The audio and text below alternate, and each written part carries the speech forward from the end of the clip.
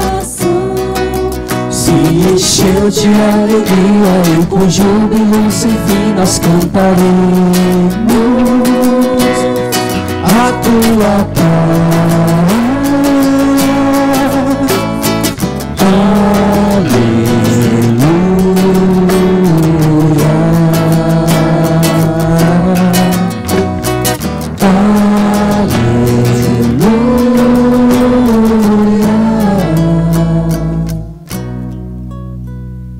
O Senhor esteja convosco. Ele está no meio de nós. Proclamação do Evangelho de Jesus Cristo, segundo João. Glória a vós, Senhor.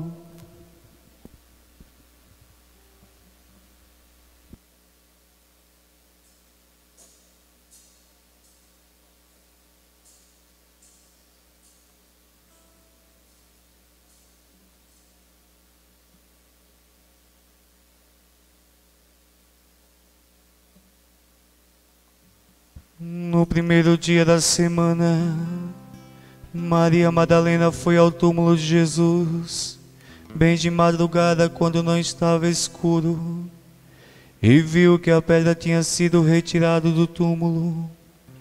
Então ela saiu correndo e foi encontrar Simão Pedro e o outro discípulo, aquele que Jesus amava, e lhes disse: tiraram o Senhor do túmulo e não sabendo onde o puseram.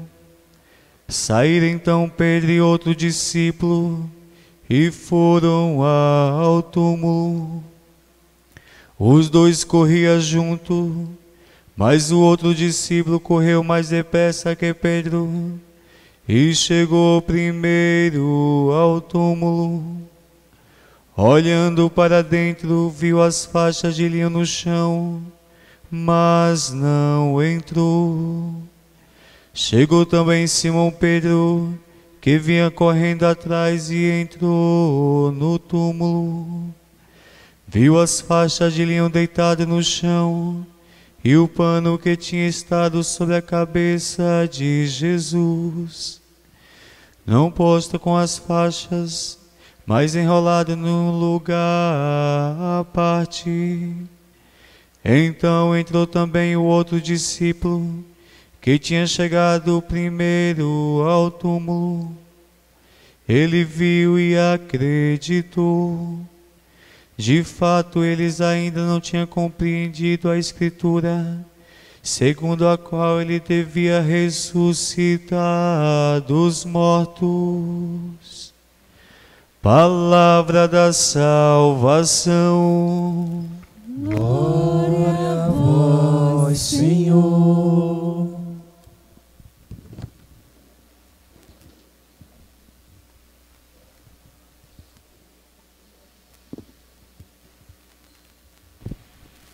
Reverendíssimo Diácono Senivalto, por quem nós rezamos nesta Páscoa, para que em breve sirva o povo de Deus no ministério sacerdotal. Estimadas irmãs religiosas, reverendíssimas missionárias da caridade, meus irmãos e minhas irmãs em nosso Senhor Jesus Cristo, hoje nós celebramos o mais solene de todos os domingos da liturgia cristã. Isto porque fazemos memória, como costumo ensinar, não no sentido da lembrança, mas da vibração que o Espírito faz com que esta realidade seja presentificada, da ressurreição de nosso Senhor Jesus Cristo. Nós sempre escutamos o Evangelho da ressurreição e corremos o risco, sempre que há um Evangelho muito conhecido de nossa parte, de deixarmos que alguns detalhes nos passem despercebidos, porque afinal de contas, foram tantas as vezes que nós lemos, que nós meditamos, que nós escutamos homilias, que tudo nos parece já muito conhecido, muito íntimo e muito familiar. Nós queremos permitir, entretanto, que a Páscoa deste ano seja uma ocasião para que o nosso ouvido seja, pelo Espírito, despertado para as realidades novas que o Senhor nos quer dizer, porque fora Ele mesmo quem disse: eis que faço novas todas as coisas. Talvez nós pensássemos que Jesus estava se referindo apenas ao fato da paixão em si. Afinal de contas, aquele que jazia sobre a humilhação levantaria do túmulo exaltado, e não pode, portanto, haver expressão de novidade maior do que ressuscitar dos mortos. Nós podemos imaginar, inclusive, que Jesus, ao dizer estas palavras, se referia ao templo do seu corpo, e corremos então de novo o risco de sermos como os sumos sacerdotes que diziam: nós levantamos tantos anos para erguer este templo, como tu o destruirás e reconstruirás em 3 dias?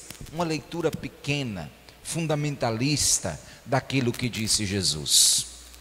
Quando o Senhor disse: eis que hei de fazer novas todas as coisas, Ele estava se referindo a uma nova criação. Não sei se você reparou, no canto inicial nós dizíamos: novo dia surgiu. O povo que andava nas trevas, trazendo a mensagem do profeta Isaías, viu uma grande luz. Nós estamos falando que Jesus, pela ressurreição, deixou a antiga criação do Gênesis para trás e constituiu uma criação toda nova, com potencialidades novas. Que potencialidades? Existe um conceito filosófico aristotélico que trata sobre 2 realidades: a categoria de ato e a categoria de potência. A categoria de ato, ela se refere a tudo o que é em si. Nós vemos, por exemplo, uma árvore que é uma árvore, na sua arvoreidade, por assim dizer. Mas uma semente, embora seja em ato semente, ela é uma árvore em potência. Isto é, ela poderá vir a ser ato. No entanto, este ato só poderá se constituir verdadeiramente e tornar-se concreto se aquela potência for alimentada. Em palavras mais simples, se houver quem regue, se houver quem plante, se houver quem cuide, se houver chuva, se houver delicadeza, ela tornar-se-á uma grande e bela árvore. Quando Jesus diz: eis que faço novas todas as coisas, recriando deste modo a humanidade inteira e oferecendo a ela novas potencialidades, Ele estava germinando no coração do homem, atenção, a capacidade de amar verdadeiramente, a capacidade de, pela trilha do amor, santificar-se verdadeiramente, a capacidade de, pela via do amor, perdoar-se uns aos outros mutuamente, a capacidade, pela força do amor, de tornarem-se filhos amados de Deus. Tudo isso o pecado de Adão havia anulado, havia rompido as potencialidades de amar que o homem possuía, e o nosso amor tornou-se então absolutamente imperfeito, porque não havia mais intimidade com Deus, máxima referência do amor. A ressurreição, meus irmãos e minhas irmãs, devolve-nos, portanto, a potencialidade de amar verdadeiramente. Nós precisamos permitir que a Páscoa de nosso Senhor deixe em nosso coração não somente uma mensagem que nos é comunicada pela palavra, mas uma palavra que nos vá transformando interiormente, de modo que nós assumamos estas potencialidades que nos foram dadas pela ressurreição de nosso Senhor, tornando-as ato dia após dia. Eu, como ministro da igreja de nosso Senhor, me sentiria absolutamente frustrado se depois de um longo período quaresmal de preparação que fora vivido por todos nós, das celebrações do Tríduo Pascal, que de modo tão intenso, apesar das circunstâncias, foi vivido pelo povo de nossa paróquia, constatasse que apesar de todas essas possibilidades, nós nos deparamos com a incapacidade de amar. Seria frustrante, seria, por assim dizer, da parte de nosso Senhor, uma ineficiência, se nós não soubéssemos que no fundo fomos nós que não nos deixamos atrair por esta força do amor de Deus, que deveria penetrar os nossos corações e encher-nos verdadeiramente, até transbordar-nos amor. É uma pena que cada vez que nós falamos sobre essa temática, a realidade nos parece frívola, porque de amor nós estamos fartos. Não do verdadeiro, mas daquele amor que está de modo absolutamente frívolo nas músicas que ouvimos, nas novelas que assistimos, nos filmes que costumamos ver. Todavia, este é para a igreja o mais caro de todos os temas, porque nós estamos falando não de um sentimento, mas de um anúncio.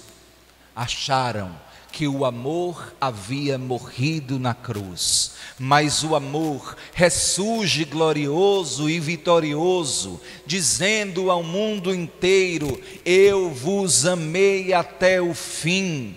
E é por isso que o amor de Jesus, na celebração da Páscoa, por esta liturgia, é coroado como rei, porque o amor ressuscitado pulsa vibrante por cada um de nós e faz com que em nossas veias corra um sangue novo, porque eis, disse o Senhor, que faço novas todas as coisas.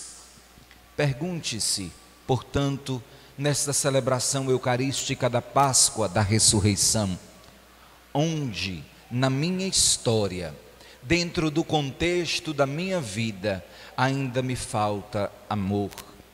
Eu não estou falando de coisas extraordinárias. Talvez com um questionamento como esse, nós pensemos imediatamente no maior dos nossos inimigos, ou naqueles algozes que nos perseguem, que nos fazem sofrer, que nos humilham, que pisoteiam em nossa dignidade. Talvez nós pensemos em fatos antigos e extraordinários que ainda nos acompanham e não permitem que os nossos sentimentos progridam. Todavia, talvez esta nossa incapacidade de permitir que o amor se potencialize tornando-se ato está nas coisas pequenas e diárias. Na louça que você não tira da mesa para fazer um agrado à sua esposa, na toalha que você não tira da cama para fazê-la um pouco mais feliz, do silêncio que você não guarda para manter a tranquilidade da sua casa e evitar que haja uma grande discussão, do seu trabalho que não é cumprido com a precisão necessária, porque a preguiça lhe domina. Talvez o amor não esteja sendo posto nos estudos que exigem a sua responsabilidade e constância, no seu trabalho diário, em que o patrão espera de você um resultado justo, mas de sua parte há somente indiferença, para que no final do mês tenha o seu salário e ponto final. Talvez esteja faltando colocar amor nos serviços da comunidade paroquial, porque tudo nos parece um peso, tudo nos parece um fardo. Lá vem de novo o Padre Luan pedir alguma coisa para mim. E aquilo nos parece tão sofrido, até fazemos por obrigação, por vergonha de dizer um não. Talvez esteja faltando colocar amor naquela comida que você oferece aos pobres que batem à sua porta, mas oferece de modo indiferente, quando quem sabe o amor de Jesus ressuscitado quisesse olhar nos olhos daquela pessoa, mas como nós só temos os olhos humanos, somos incapazes de transbordar amor. Peçamos, portanto, ao amor que ressuscitou, que venha nos fazer experimentar a força da sua glória, para que não seja Jesus vitorioso somente enquanto nós estamos dentro das paredes do templo, celebrando com toda a solenidade a ressurreição de Jesus, mas que o Senhor saia vitorioso nas nossas casas, e nós possamos entrar hoje, olhando para os familiares que moram conosco, dizendo para eles, não com palavras, mas com nossas ações: nada vai roubar o meu equilíbrio, porque o amor que em mim havia morrido ressuscitou. Aleluia! Aplauda o ressuscitado que passou pela cruz, porque Ele vive e reina em nós, e sairá vitorioso na minha casa, na sua casa. O amor que estava morto em nós ressuscitou verdadeiramente. Viva o ressuscitado que passou pela cruz, mas vitorioso deixou o túmulo para oferecer aos homens a capacidade de recomeçar. O amor que havia morrido em você, nesta liturgia, no poder do Espírito do ressuscitado, há de renascer e tornar-se vibrante para proclamar ao mundo que vivo é o nosso Cristo. Amém.